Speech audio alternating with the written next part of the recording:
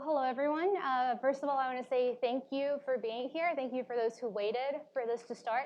My name is Fernanda Herrera, and I am a PhD student in the communication department at Stanford. I work in the virtual human interaction lab, and basically what I do is I research the psychological and social effects of virtual reality experiences. So before we actually get started, today I want to go over what we actually know from past research with empirical data about the effectiveness of these experiences. And before I actually get to that, I think it's really important for us to have a shared definition of what empathy is. In the literature and even in everyday life, people define empathy in very many different ways. And they also use a lot of terms interchangeably. So you hear compassion, pity, kindness, sympathy, and people use these words in very many different ways, but they all have different meanings, and the psychological implications of using each one of these words is different. So before I actually talk about what VR can do to increase empathy, I want to share with you what the definition that I use and that we use in my lab.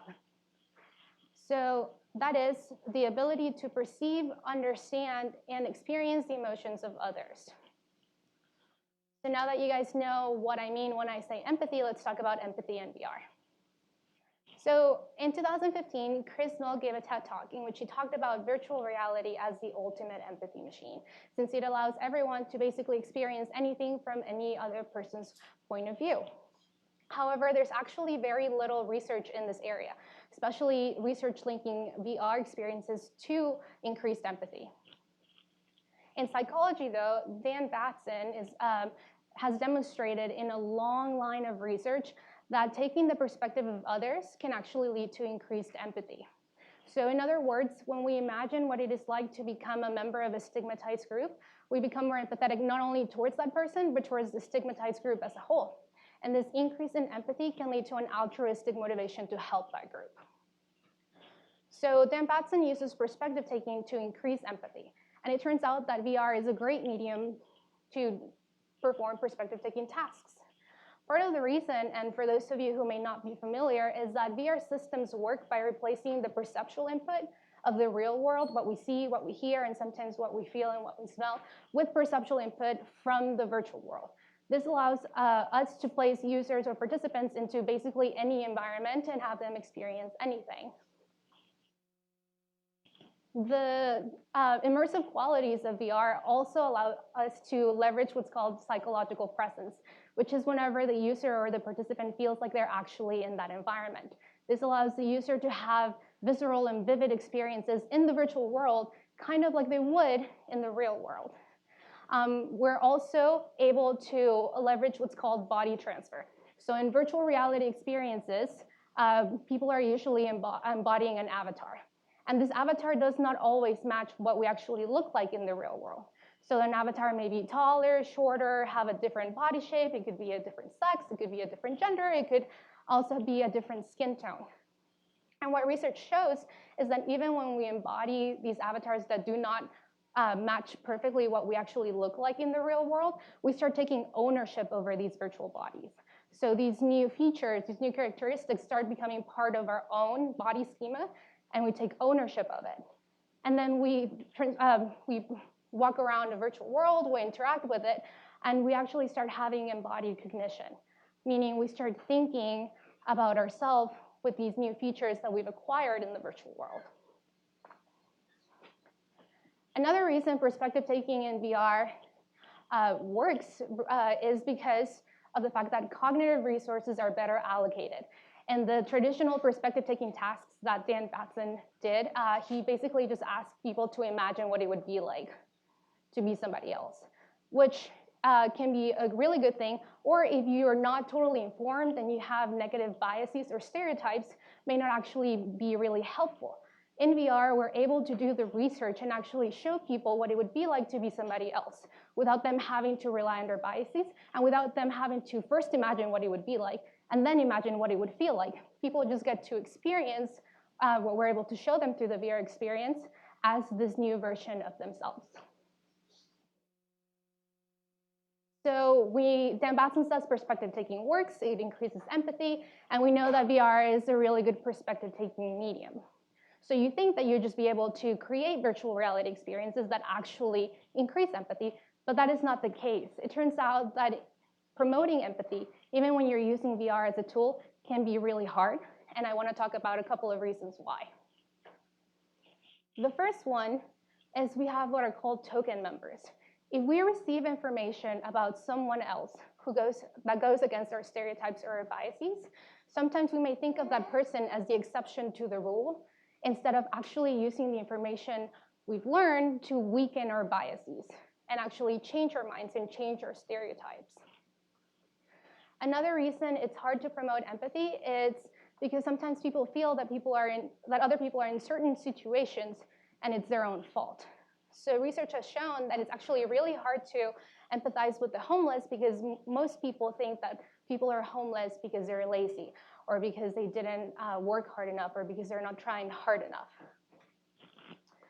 And finally, what if helping somebody else is detrimental to you or to your own group's relative advantage? Research has shown that in competitive settings, taking the perspective of somebody else, even someone who's in a different team, will actually lead to detrimental effects and even unethical behaviors. So whenever we're trying to use VR to leverage empathy, we have to be very careful about the way that we do it and make sure that we're not actually causing people to be less empathetic towards the group that we wanted them to be more empathetic to. And I want to highlight the effect of competition on perspective taking a little bit further by talking about two studies that actually used VR interventions to try to reduce racial biases. So in these two studies, researchers asked light-skinned participants to embody dark-skinned avatars in a virtual environment. So the first study took place in Barcelona. Mel Slater and his team asked light-skinned Spanish women to embody dark-skinned avatars. And then in the environment, for about 10 minutes, they just walked around, they got to explore the environment, they saw their avatars in the world, and then they measured their implicit racial biases. And what they found is that the participants who were light-skinned and embodied dark-skinned avatars actually had reduced racial biases compared to the light-skinned people who embodied light-skinned avatars. Now, in a very similar study that was conducted in the US, Groom and Bailison asked white participants to embody dark-skinned avatars. And instead of having them roam around the environment, what actually happened is they were put into an interview setting. So they were kind of competing for a job. And what this study showed was that participants who were white and embodied a black avatar actually had greater racial biases towards Black Americans than the people who were white and embodied white avatars.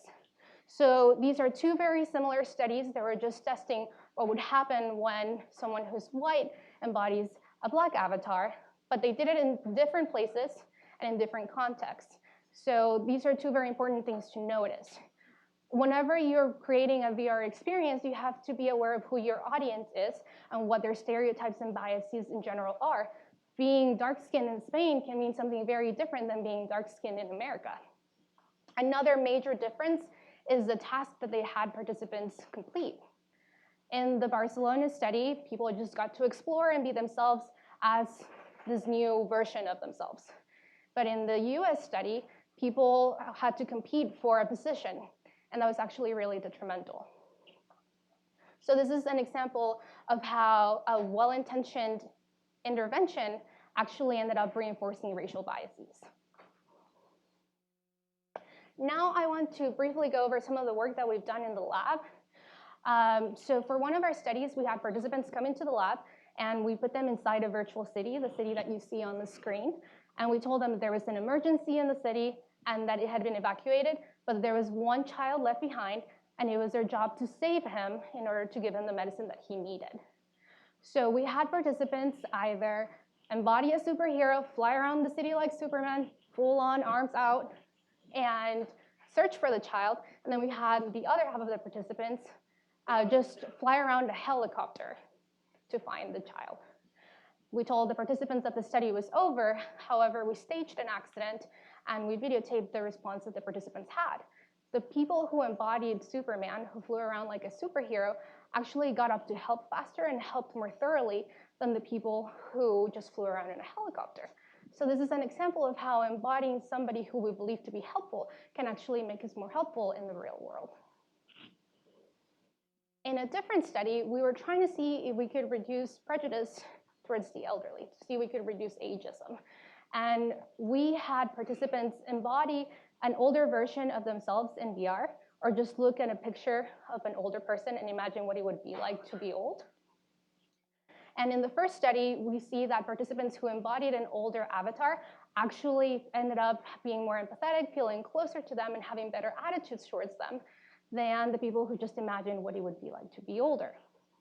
In a second study, however, we manipulated the participants' self-esteem and sense of belongingness. We made the elderly a threat. And in that study, it didn't matter whether participants embodied an avatar that was older or imagined being older, there was no positive outcome. So again, I just want to highlight how even the same intervention within different contexts can have very different effects. So the studies that I've talked about have a couple of drawbacks. The first one is their sample size. Most of these studies have very small sample sizes. They have between 15 to 25 people per condition. So this is just something that when I found out, I thought it was really alarming. We're creating these experiences without testing them, and then the ones that have been testing only have 15 to 25 people. Another reason that, another limitation of these studies is that since the sample sizes are small, there's not a lot of demographic variance. Most of them are college students. Educated people 18 to 24 with very little demographic variance. There's usually no diversity. So what we wanted to do to address these limitations is create a series of studies that would test whether or not virtual reality experiences could actually improve empathy specifically towards the homeless. So that was study one. And we also wanted to see if VR was better than other media at actually eliciting empathy. So we had 4 conditions. We had participants experience what it was like to become homeless in VR. We had participants experience what it was like to become homeless through a screen, sort of like an online game. And then we also had participants perform the traditional perspective-taking task that Batson had proved was effective, which means they just imagined what it was like to become homeless. And then we added a 4th condition, a control condition. We just gave people information about the current state of the homeless population in San Francisco. And then we also want to know how long do these effects last? Turns out that even in psychology, perspective-taking studies, longitudinal studies have only looked 1 to 2 weeks afterwards. So, you know, we may see positive effects immediately after taking the perspective of somebody else, but we don't know if those effects last past 2 weeks. So what we wanted to do is we wanted to know what happened. Does the effect stay? Is it just momentary?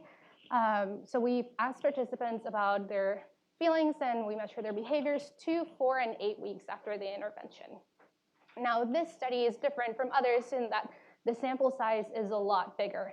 Up to today, we have collected data from over 1,300 participants. And I went to senior citizen centers, I went to middle schools, tech events, just trying to get more people to see whether or not these experiences should be created for this purpose. We've also collected data in New York, in Hawaii, and we're about to start collecting data in Colorado because I really think that different areas that we should try to create experiences specifically for specific audiences. I used the word specific a couple times, but it's important. So this is a screenshot of the beginning of the VR experience. Participants find themselves in their apartment looking at an eviction notice. They listen on their radio about all the layoffs that are going on, and they learn that they've lost their job. The landlord knocks, you have to pay rent. I don't know how many of you are from San Francisco, but I'm assuming it's the same case in New York. Rent prices are ridiculous. And the participant basically has to sell their belongings in order to make it. And they find out that it doesn't matter how many items they sell in our experience, they're still getting evicted. Participants get to choose which items they get to sell in this experience.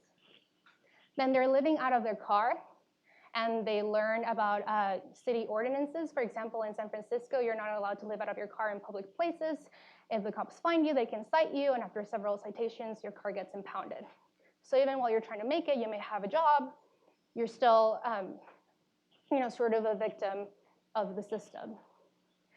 So your car gets impounded, and then you're using a bus as a shelter. In this scene, we show participants what it is like to not have a sense of security that a shelter provides.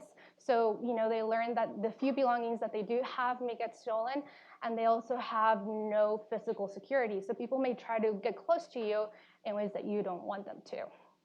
In this last scene, participants also get to interact with other homeless individuals on the bus, and they get to learn the ways that they became homeless.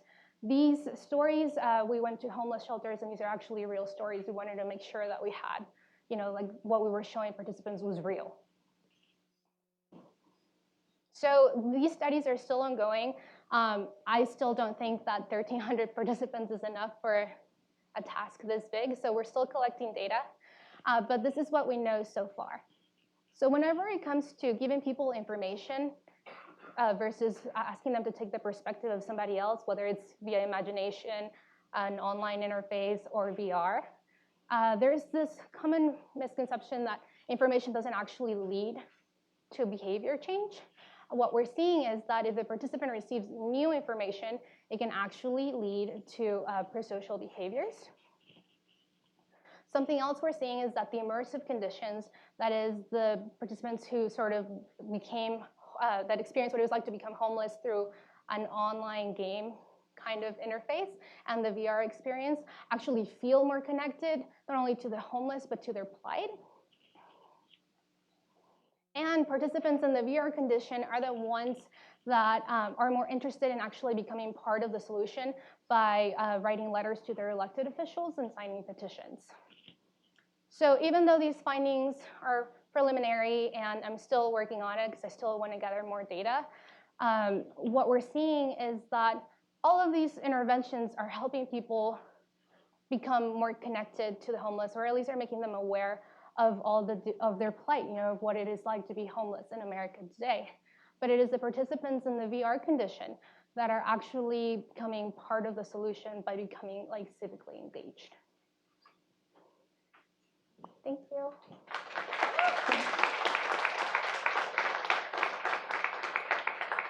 Yes. Yeah. Sorry. Hello.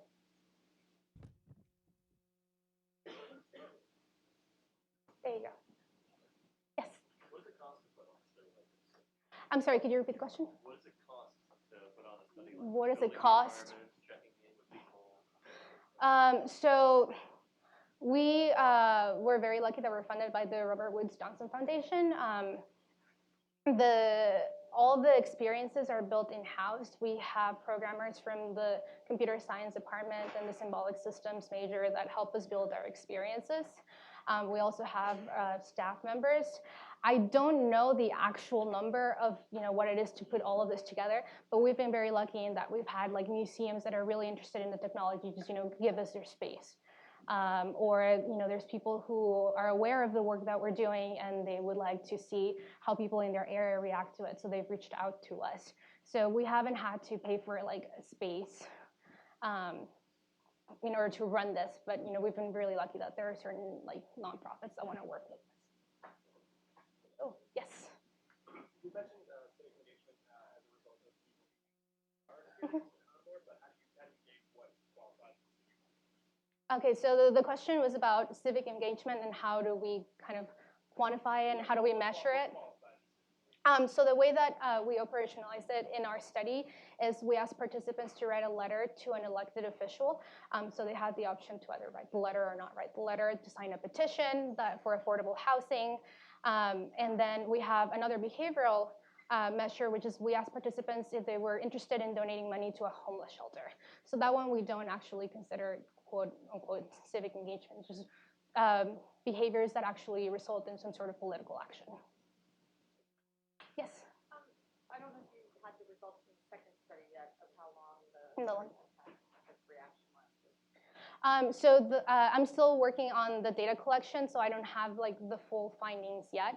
But what we're seeing, especially, and I think it's particularly interesting when it comes to the results of the longitudinal study, is that attitudes seem to be are improved more so with the VR experience, and they seem to be lasting longer. But again, I don't have like the full-on number on that yet. Yes? When you mentioned on one of the slides that new information can change as it affects, in any context, even when people are imagining something versus being in a VR situation? So do you mind like just repeating your question to make sure I answer correctly? There was one of the slides toward the end, it was like new information can change attitude. Behaviors, yes. Is that only within VR or just in any? Oh, so that specific slide was talking about the information condition or control condition that I mentioned earlier, where we just gave people statistics about the current state of the, so that wasn't any sort of perspective taking. That was just us giving people information and seeing if it could lead to prosocial behaviors. Did that answer your question? Okay. Yes. How do you account for the topic choice? Is there a chance that people are more engaged with this because they're able to relate to homelessness versus another topic? Right. So we actually do measure individual differences. So we measure not only the extent to which people are able to empathize with others, or the extent that they feel that they can actually change their empathy, but we also measure attitudes towards the homeless prior to some of these experiences. So that is not true for all of the versions of the study that we've ran, but it's true for some of the iterations. Yes? I'll come back to you, sorry. I know you mentioned that you're working specifically within that 18 to 24 age range. I work with students from kindergarten through 12th grade. I'm wondering if you have a sense as to whether when you do work that kind of starts to target, cultivating empathy within younger students or younger kids, and give a sense as to whether this kind of work would be useful, along that spectrum from the very young to like seniors in high school. Do you have a sense as to what that might be? Yeah, so I'm sorry if I wasn't very clear about this, but the past studies that have been done are the ones that look at 18 to 24. In the studies that I'm working on right now, I'm looking at ages between 55 and our oldest participant has been 88, just to sort of be able to answer that question. We felt that the topic and the experience was not appropriate for people under 15, therefore, we told IRB no one under 15 is going to participate on this. So I'm not sure I have any insight on what it would be like to have these sort of experiences for younger audiences. I do have a colleague, Jackie Bailey, Jakki Bailey. She's working on studying the effects of virtual reality experiences on younger kids. Some of her studies have looked at the effect of interacting with avatars and virtual reality on kids 4 to 6. So some of her work may be able to help us understand that area. But as of now, I haven't focused on empathy on younger generations. Yes?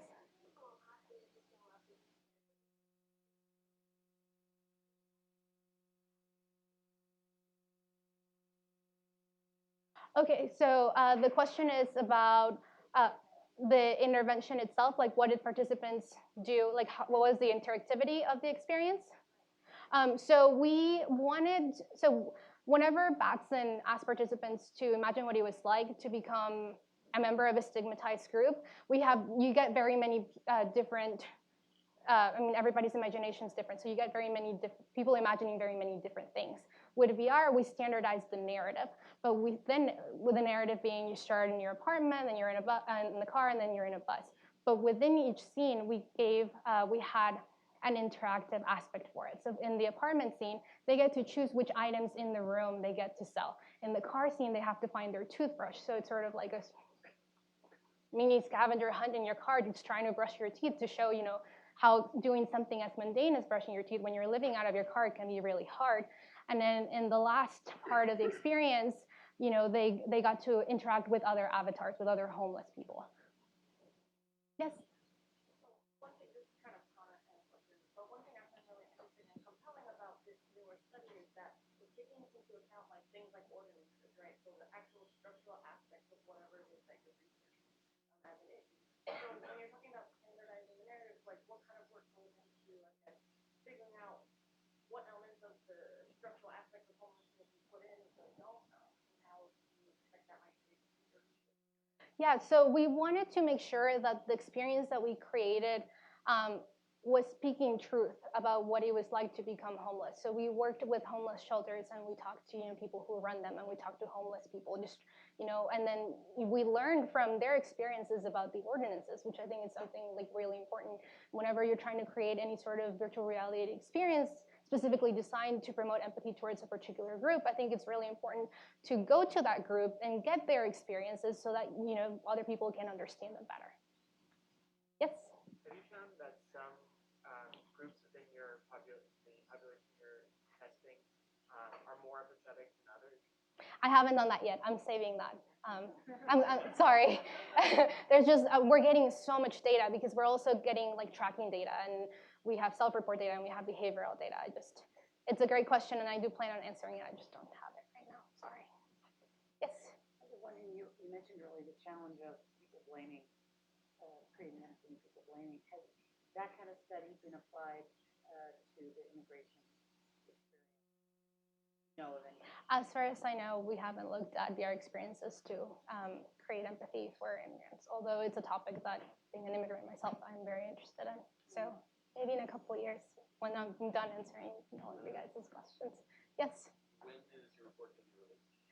I'm writing it right now. So the publication process takes a couple of months. It has to be peer-reviewed, but hopefully very soon. Yes? I'm sorry, could you start over? In the book, Ending Up Torn Down, there were studies that showed that when people see homeless people, their brains didn't even light up. It was like a human person, either for or against that person. Have you done any studies that you could change that they saw homeless people as humans as opposed to objects? Yeah. So one of the questions that we ask participants after they've gone through any of the 4 conditions that we have is something called the dehumanization scale. So it literally asks people, to what extent do you see this other member, it could be the homeless, or it could be anybody else, to what extent do you actually feel like they're as evolved as you? And it's a numeric scale from 0 to 100, and then unfortunately we get variance along that spectrum. But what we're seeing is that a lot of people are actually towards the more positive end of it. No, this is self-report. Doing electromagnetic imaging with VR is actually really hard, because the cool things about VR is that you get to move. But with usually those kind of brain imaging devices, it kind of gets lost. I think done, or one more? Done. I'm done. I'm sorry. Thank you.